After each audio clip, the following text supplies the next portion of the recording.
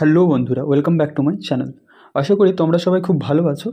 এবং আজকে যে আলোচ্য বিষয় তা হচ্ছে শ্রীমদ্ ভাগবত গীতার কিছু শ্লোক।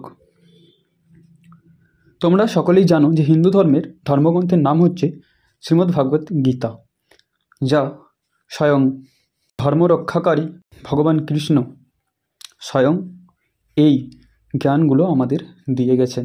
হয়তো তোমরা পড়ার কোনো সময় পাচ্ছ না বা পাওনি, তো সেক্ষেত্রে আপনারা যদি শুনে থাকেন তাহলেও আপনাদের অনেকটাই জ্ঞান অর্জন হয়ে থাকবে।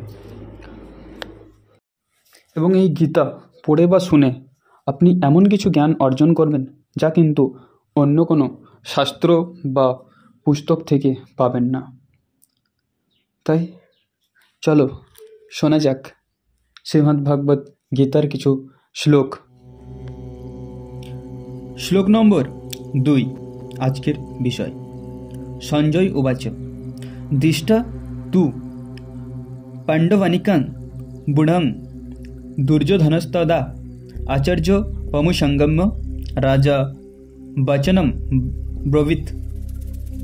সঞ্জয় উবাচ অর্থাৎ সঞ্জয় বললেন, দৃষ্ট, এটা দৃষ্ট মানে দর্শন করে, তু মানে কিন্তু, পাণ্ডবানিকম মানে পাণ্ডবদের সৈন্য, বুড়ম মানে হচ্ছে কি সামরিক, বুহ সামরিক বুহ, দুর্যোধন মানে দুর্যোধন অর্থাৎ যে ধৃতরাষ্ট্রের সবথেকে বড় পুত্র, তদা মানে সেই সময়, আচার্যম মানে দ্রোণাচার্যকে বোঝানো হচ্ছে এখানে, উপসঙ্গম্য মানে কাছে গিয়ে, রাজা মানে রাজাই, বাচনম বাক্য, অব্রবীত বলেছিলেন।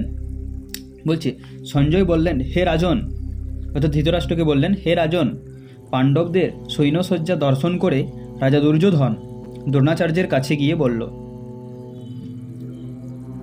তাৎপর্য কি কথাটা? ধৃতরাষ্ট্র ছিলেন জন্মন্ধ।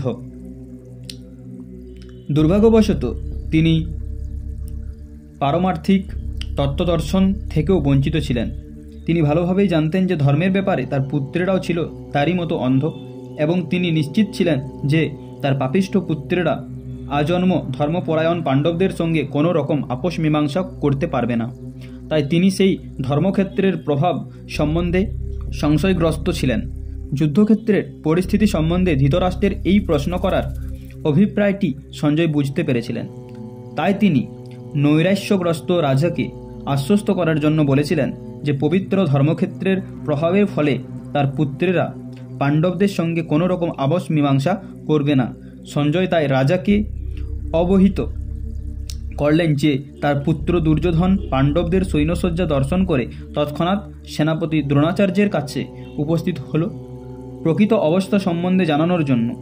দুর্যোধনকে যদিও রাজা বলা হয়েছে, তবুও সেই সংকটময় অবস্থায় তাকে তার সেনাপতির কাছে যেতে হয়েছিল।